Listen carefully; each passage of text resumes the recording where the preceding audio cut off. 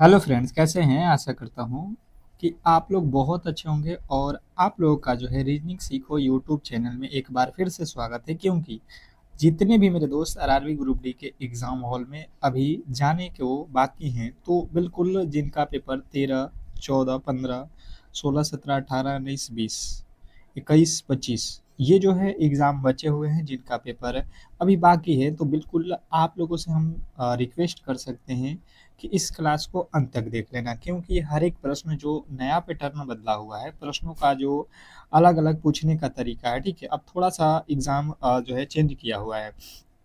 तो हम उसी के आधार पे इस क्लास को लाए हुए हैं आरआरबी ग्रुप डी वाले के लिए, ठीक है? वो ख़ास करके साइंस का प्रश्न हो जो न्यूमेरिकल पूछा जा रहा है, हमने उसको भी इंक्लूड किया हुआ है।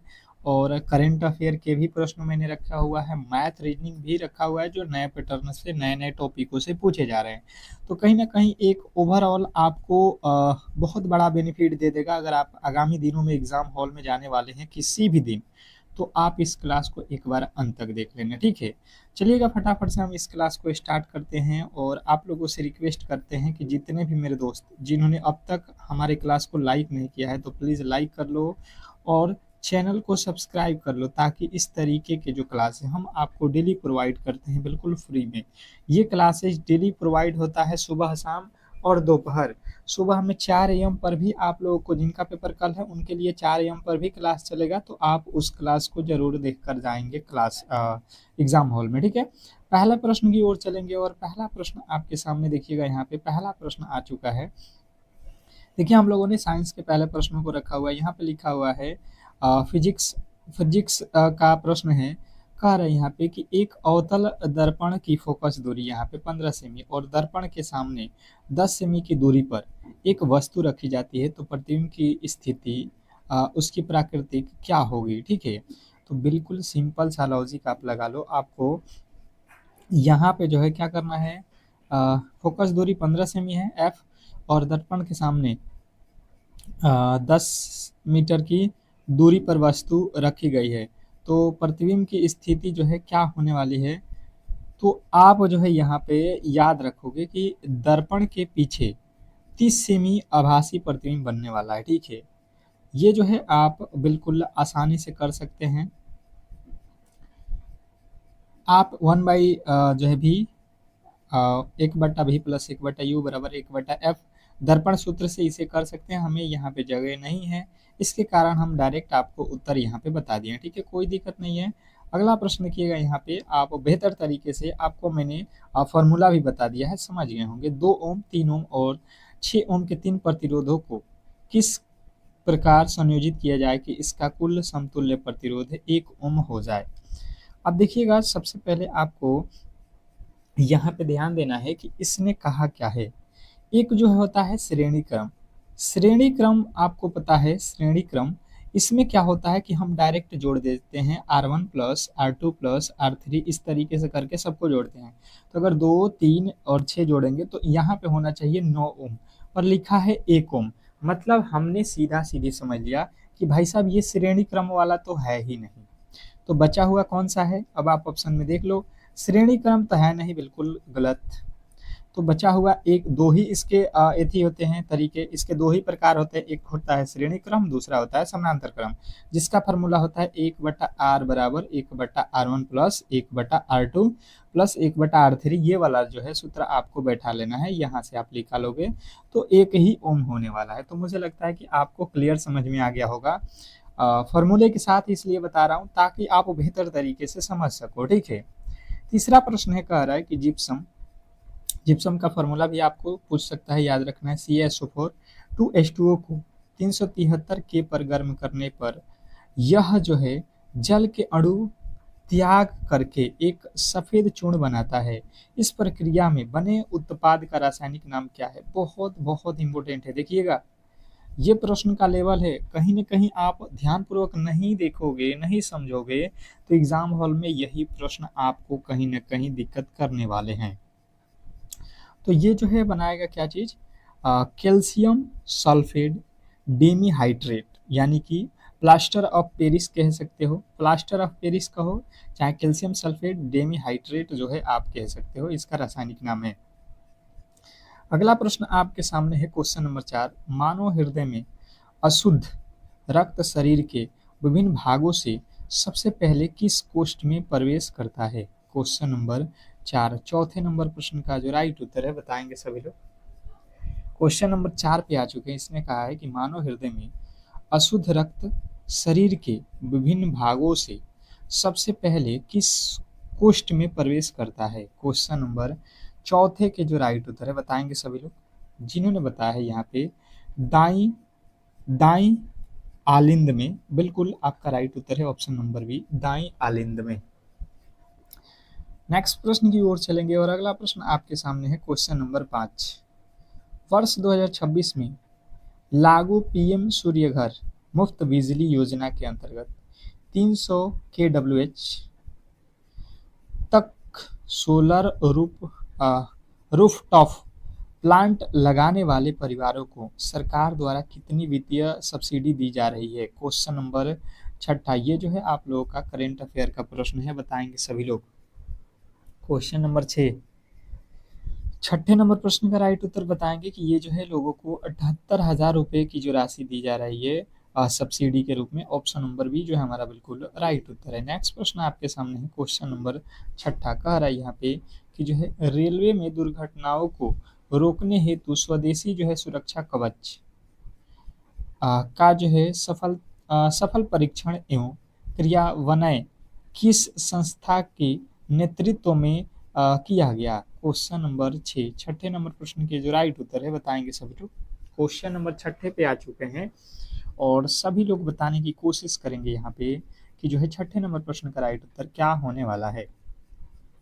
तो जिनने यहाँ पे बताया है R D S O option number B आपका बिल्कुल राइट उत्तर है। नेक्स्ट प्रश्न आपके सामने है क्वेश्चन नंबर 7, यहाँ पे कह रहा है कि भारत सरकार द्वारा हाल में ही पारित सार्वजनिक परीक्षा अधिनियम के तहत पेपर लीक या संगठित नकल कराने पर दोषी पाए जाने वाली संस्थाओं पर अधिकतम कितने जुर्माने राशि जो है कड़ा प्रावधान है?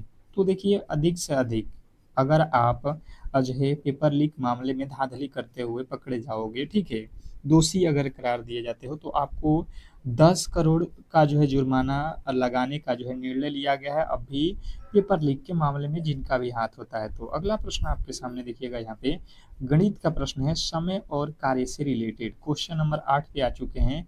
सभी लोग ध्यान पूर्वक यहाँ पे समझने की कोशिश करेंगे कि ए और बी मिलकर किसी कार्य को 12 दिनों में समाप्त कर सकते हैं, जबकि बी और सी किसी कार्य को 15 दिनों में समाप्त कर सकते हैं। यदि ए की कार्य क्षमता सी के कार्य क्षमता से दुगुनी है तो बी अकेले उस कार्य को कितने दिनों में पूरा करेगा? बहुत बहुत इंपॉर्टेंट है, वीवीआई कर लो। मैथ का प्रश्न आ चुके हैं, आपको ध्यान पूर्वक इसे देखना है। और मैं तो फिर कह रहा हूँ कि जितने भी मेरे दोस्त कल एग्जाम हॉल में जाने वाले हैं, आप इस क्लास को लाइक करके चैनल को सब्सक्राइब करके रख लो ताकि सुबह वाली क्लास भी मिल जाए आपको, या आपका किसी भी दिन एग्जाम हो तो आपके लिए ये जो है चैनल बिल्कुल आपके तत्व पे है। और डेली क्लास उन्हीं तरीके के कराया जा रहे हैं जिस तरीके से प्रश्न आपके पूछे जा रहे हैं। इसने कहा है कि ए और बी मिलकर 12 दिनों में काम करते हैं, बी और सी मिलकर जो है काम को कितने दिनों में करते हैं? 15 दिनों में। अब यहाँ से अगर हम देखेंगे तो टोटल वर्क कितना होगा? टोटल वर्क यहाँ से हो जाएगा, ये हो जाएगा आपका 12 और इसका 60 लस हो जाएगा, 12 पच्चीस 60, 15 चौका 60।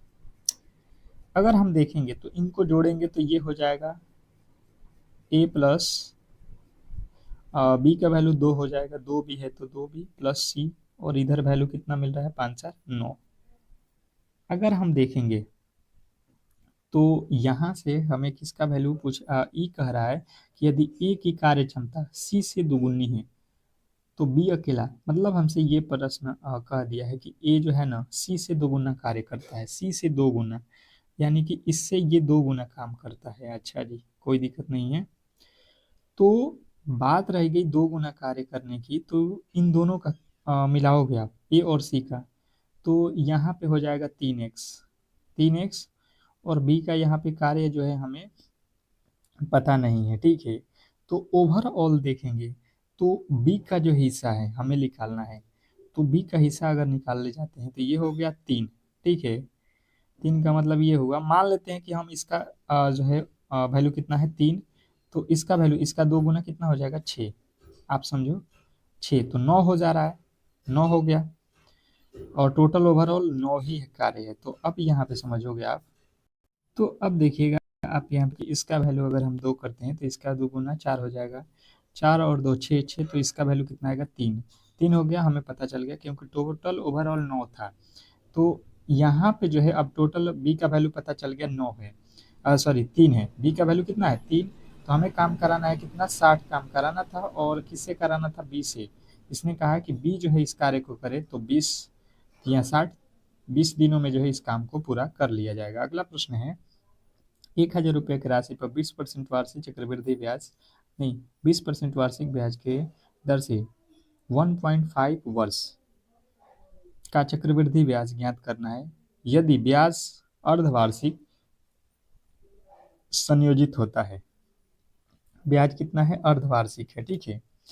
तो अर्धवार्षिक का मतलब ये हुआ, अगर आप समझने की कोशिश करोगे तो ये समय का जो है हम लोगों को दोगुना करना पड़ता है, क्योंकि एक साल में हम 2 बार ब्याज देंगे, 6 महीने पर, इसने कहा है अर्धवार्षिक मैंने हर 6 महीने पर, तो ये 3 वर्ष हो जाएंगे। आपको पता है 1.5 वर्ष का कितना दोगुना होता है, 3 वर्ष, और ब्याज में आपको क्या करना पड़ेगा, आधा करना पड़ेगा, तो ये हो जाएगा 10%, 6 महीने में 10%, फिर 6 महीने में 10%। अब आप फॉर्मूला से निकाल दे सकते हो या आप डायरेक्ट भी निकाल सकते हो। इसका फॉर्मूला क्या होता है, 10% है, 10 का फ्रैक्शन क्या होता है, 1/10, मतलब हमें ये पता चल गया कि अगर 100 रुपया है तो ये अगले साल कितना हो जाएगा, ये हो जाएगा आपका 110, 11, एक ब्याज था, 1/10 का मतलब 10 पे एक ब्याज 11, फिर 10 पे एक ब्याज 11, फिर 10 पे एक ब्याज 11, इस तरीके से अगर आप करते हो तो यहाँ से इधर गुणा कर लेना, इधर गुणा कर लेना, इधर हो जाएगा आपका, ये हो जाएगा 1,000, ये हो जाएगा 1331। इस तरीके से आपको समझ में आ गया होगा कि जब यहाँ पे ब्याज 1,000 है तो इसका ब्याज मिल रहा है 1331, हमें कितना पैसा है 10,000, तो ये यहाँ से 10 गुना हट जाएगा, यहाँ पे एक जो है वैल्यू हट जाएगा, तो यहाँ से कितना चढ़ जाएगा, यहाँ पे आपका चढ़ जाएगा कितना, यहाँ पे 10 बच रहा है, मतलब 1,000 बदले 10,000, तो यहाँ से भाग देंगे तो 10 आएगा, तो यहाँ पे भी 10 से गुणा करना पड़ेगा 10 मार्क में, तो ये आ जाएगा आपका कितना है 13,331 और 10, मतलब 13,310। तो हमसे पूछा गया है ब्याज केवल, तो हमारा पैसा कितना था, मूलधन तो हमारा 10,000 था, तो 10,000 इसमें से माइनस करेंगे तो 3,310 रुपया जो है हमारा केवल चक्रवृद्धि ब्याज यहाँ पे है। तो मुझे लगता है आप बिल्कुल आसानी से समझ गए होंगे चक्रवृद्धि ब्याज वाले प्रश्न। अगला प्रश्न आपके सामने यहाँ पे लिखा है, चाल दूरी और समय से रिलेटेड प्रश्न है, ठीक है। कह रहा है कि 180 मीटर और 200 मीटर लंबी दो ट्रेन समानांतर पटरी पर विपरीत दिशाओं में क्रमशः चल रही है, ठीक है। विपरीत मतलब एक ट्रेन इधर से और एक ट्रेन इधर से चल रही है, ठीक है।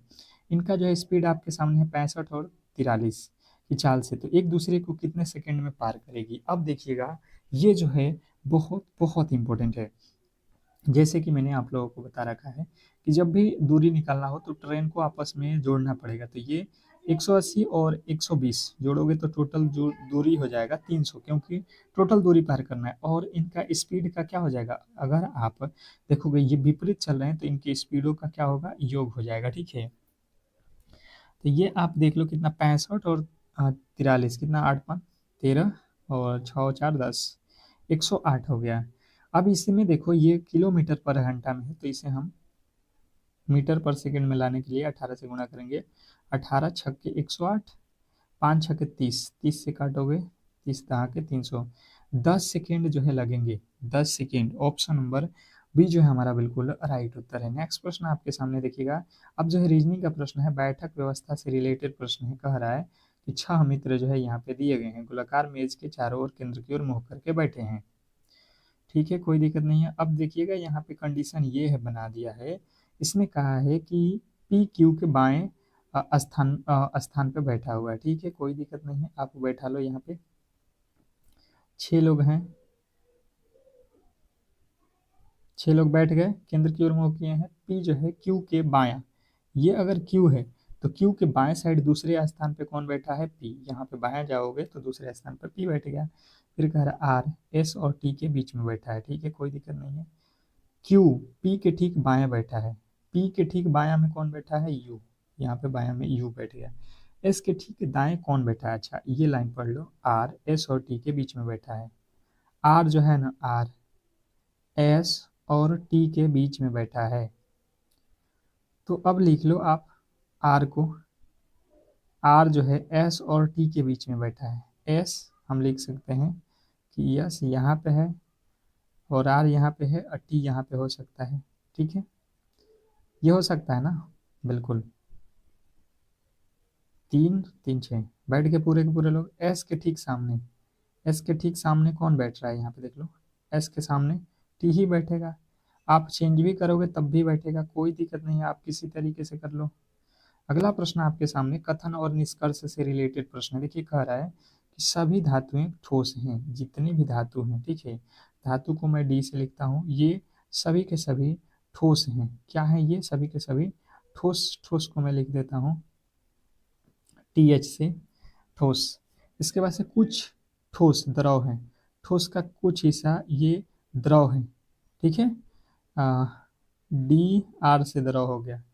कोई भी द्रव गैस नहीं है, द्रव और गैस में कोई भी रिलेटेड नहीं है, ये गैस को जी से लिख दो। अब आ जाओ, पहला यहाँ पे निष्कर्ष में आओगे तो क्या लिखा गया है आप समझने की कोशिश करोगे। कुछ धातुएं द्रव हैं, ये धातु हैं। क्या धातु के कुछ हिस्सा द्रव में है? द्रव तो बिल्कुल अलग है भाई साहब, ये नहीं है।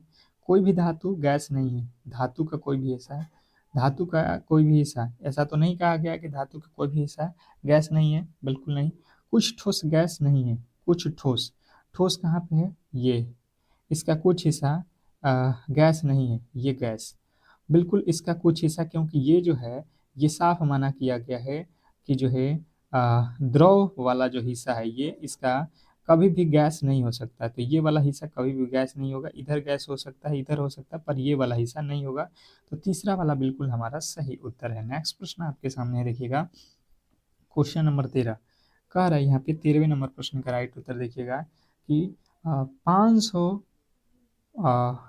डब्ल्यू क्षमता का एक विद्युत हीटर प्रतिरोध 4 घंटे उपयोग किया जाता है, तो 5 यूनिट की दर से 30 दिन में उसके द्वारा उपयोग की गई विद्युत ऊर्जा, कुल विद्युत ऊर्जा का खर्च जो है कितना होगा, ये हमें बताना है। देखिएगा, ये जो है न्यूमेरिकल है, तो देखिए डब्ल्यू से होता है पावर या कार्य, समझ सकते हो।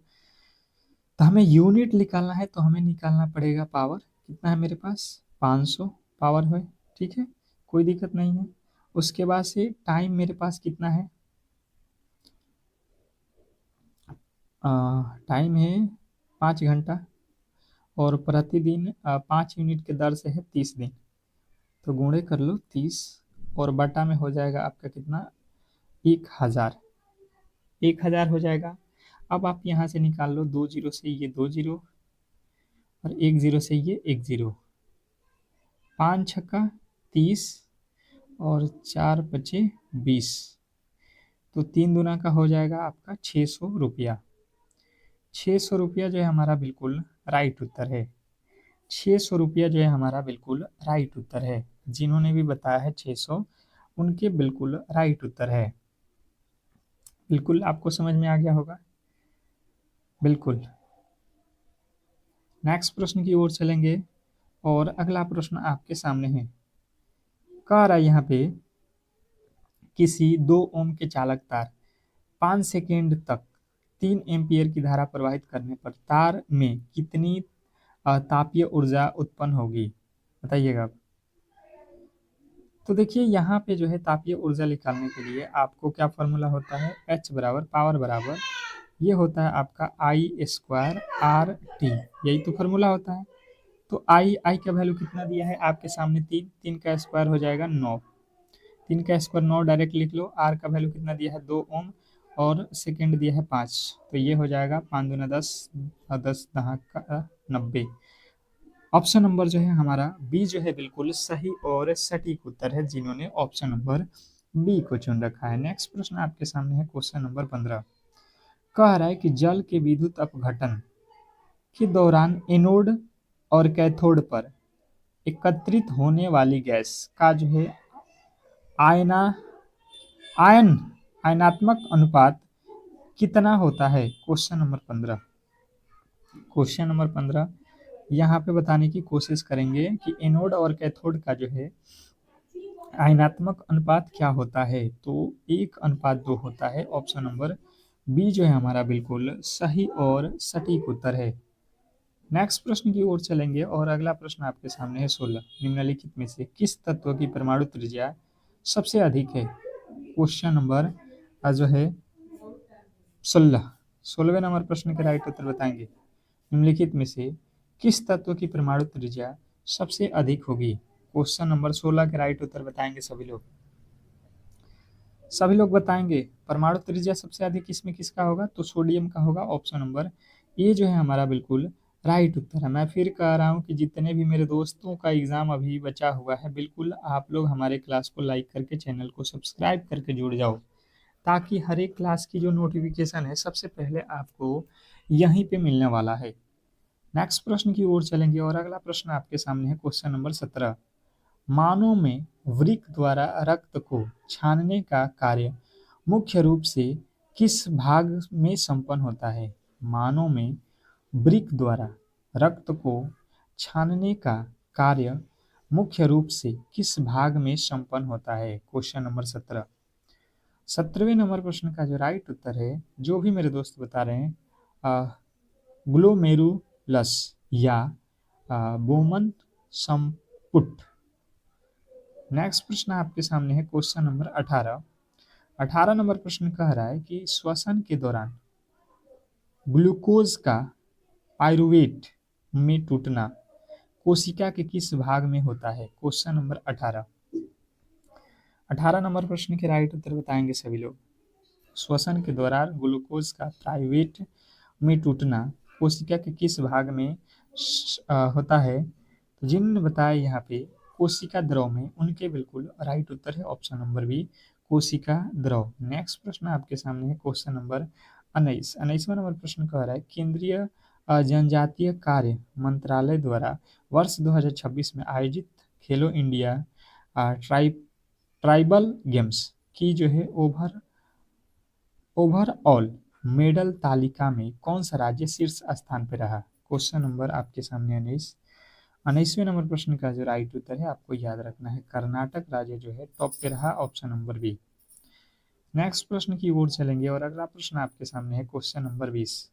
कह रहा है पीएम सूर्य घर मुफ्त बिजली योजना के तहत 150 यूनिट तक मासिक खपत वाले परिवारों के लिए कितने प्रतिशत तक का जो है सब्सिडी का जो है प्रावधान किया गया है। Question number 20। Very very important प्रश्न है, आपको ध्यानपूर्वक यहाँ पे जो है इसके राइट उत्तर याद रखना है कि सब्सिडी जो है यहाँ पे 60% का जो है सब्सिडी जो है का प्रावधान है। ऑप्शन नंबर बी जो है हमारा बिल्कुल राइट उत्तर है। नेक्स्ट प्रश्न आपके सामने है क्वेश्चन नंबर 21। इसरो द्वारा अपने भारी रॉकेट NGLV के विकास और परीक्षण हेतु हाल में ही किस विशेष परियोजना की शुरुआत की गई। क्वेश्चन नंबर आपके सामने जो है 21वें नंबर प्रश्न का जो राइट उत्तर है बताने की कोशिश करेंगे सभी लोग। तो आपको याद रखना है प्रोजेक्ट सुर जो है आपके बिल्कुल राइट उत्तर है। ऑप्शन नंबर ए प्रोजेक्ट सुर। नेक्स्ट प्रश्न आपके सामने है क्वेश्चन नंबर 22। 2026 में फ्रांस के साथ आयोजित द्विपक्षीय नौसैनिक अभ्यास वरुण 2026 में किस स्वदेशी भारतीय युद्धपोत ने हिस्सा लिया। क्वेश्चन नंबर आपके सामने 26वें नंबर प्रश्न के जो राइट उत्तर है बताने की कोशिश करेंगे सभी लोग। क्वेश्चन 22, क्वेश्चन नंबर 22 पे है ना, 22वें नंबर प्रश्न का राइट उत्तर बताएंगे सभी लोग। तो जिन्हें बताया है INS तब्बर, बिल्कुल आपका राइट उत्तर है INS तब्बर। नेक्स्ट प्रश्न आपके सामने है क्वेश्चन नंबर जो है 23। ए और बी की चालक का अनुपात यहाँ पे दिया गया है। किसी निश्चित दूरी को तय करने में ए से बी ए से बी 20 मिनट अधिक समय लेता है, बी द्वारा दूरी को तय करने में लिया गया वास्तविक समय क्या है। अब समझिएगा, यहाँ पे दिया गया है ए और बी के चाल का अनुपात। चाल, ए और बी का चाल दिया है हमारे पास, ये कह रहा है 3:4। तो हम यहाँ पे इसका टाइम अगर निकालते हैं, ये तो स्पीड का है, ये तो स्पीड का है, तो टाइम निकालेंगे तो ये लगेगा इसका जस्ट उल्टा 4:3 समय लगेगा। इसने कहा है कि जो है तय करने में बी, ए जो है बी से 20 मिनट अधिक समय लेता है। तो यहाँ पे हम देख रहे हैं कि यहाँ पे अधिक कितना के ले रहा है, एक का, तो एक का वैल्यू है 20।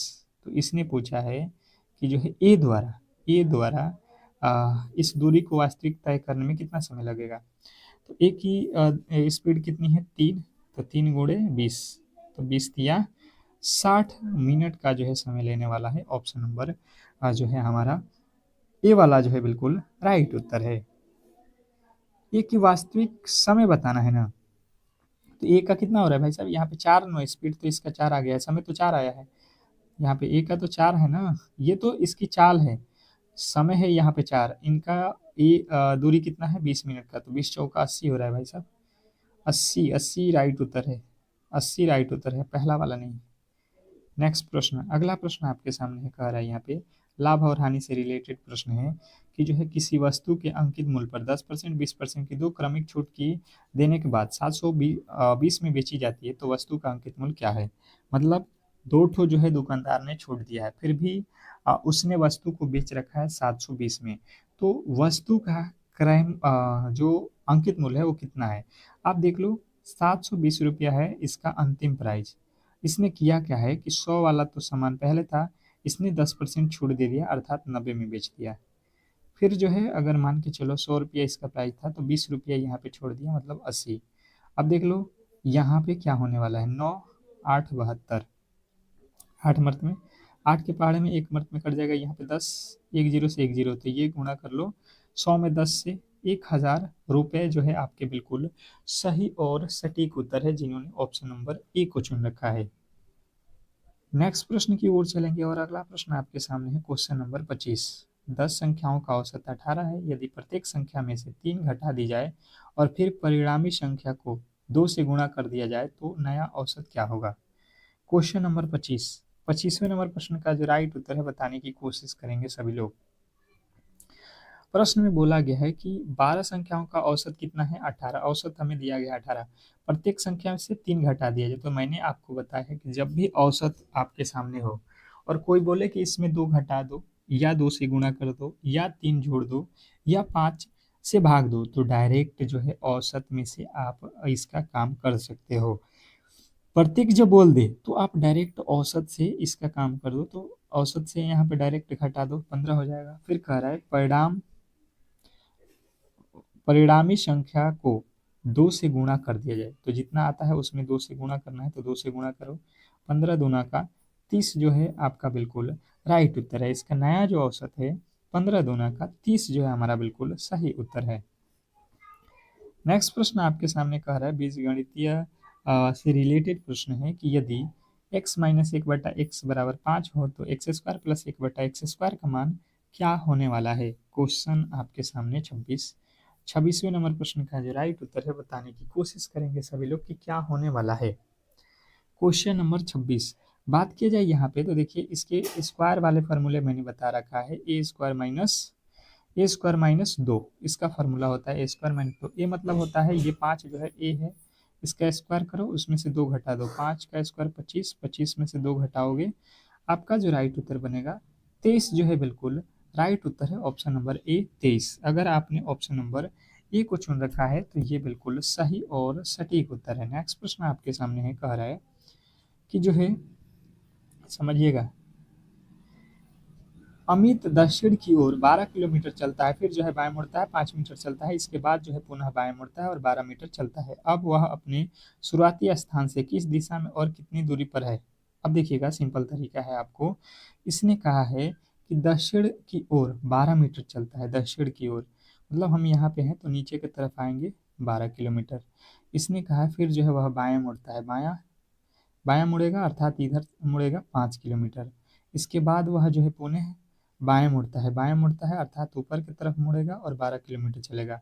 अब वह अपने शुरुआती स्थान से किस दिशा में और कितनी दूरी पे है, तो शुरुआती यहाँ पे है और यहाँ पे जाएगा, तो यहाँ से यहाँ के बीच की दूरी कितना हो जाएगा, यहाँ पे 5 है तो ऊपर भी 5 हो जाएगा। आपका जो बिल्कुल राइट उत्तर है क्या हो जाएगा, 5 हो जाएगा। पर शुरुआती बिंदु से देखना है तो ये कौन सा दिशा है, तो पूरब दिशा की ओर 5 किलोमीटर है। ऑप्शन नंबर ए जो है हमारा बिल्कुल सही उत्तर है। नेक्स्ट प्रश्न की ओर चलेंगे और अगला प्रश्न आपके सामने है कि कोडिंग डिकोडिंग से रिलेटेड प्रश्न है। यदि किसी कोड भाषा में कंप्यूटर को ये लिखा जाता है तो उसी कोड भाषा में मेडिसिन को जो है क्या लिखा जाएगा। बहुत बहुत इंपॉर्टेंट है ये, जो है आपके एग्जाम के पॉइंट ऑफ व्यू से। जितने भी मेरे दोस्त देख रहे हैं, मैं चाह रहा हूँ कि ये जो है क्वेश्चन का आप लोग सभी लोग जितने भी मेरे दोस्त देख रहे हो ये कमेंट बॉक्स में उत्तर आना चाहिए, ठीक है। जितने भी मेरे दोस्त देख रहे हैं इस प्रश्न का राइट उत्तर बताएंगे और आपका एग्जाम किस डेट को है ये भी बताएंगे अपना, कि एग्जाम किस डेट को है, ठीक है। चलिएगा हम लोग अगले क्लास में मिलेंगे। आप लोगों से रिक्वेस्ट करेंगे कि सुबह में 4 AM पे हमारा क्लास आएगा जिनका पेपर कल है, ठीक है। तो इस क्लास को जरूर देख लीजिएगा और फिर एग्जाम हॉल में जाइएगा। क्लास को लाइक नहीं किए तो लाइक कर लें और चैनल को सब्सक्राइब करके बेल आइकन दबा दें ताकि हर एक क्लास की नोटिफिकेशन सबसे पहले आप तक मिले, ठीक है। मिलते हैं अगले क्लास में, तब तक के लिए धन्यवाद।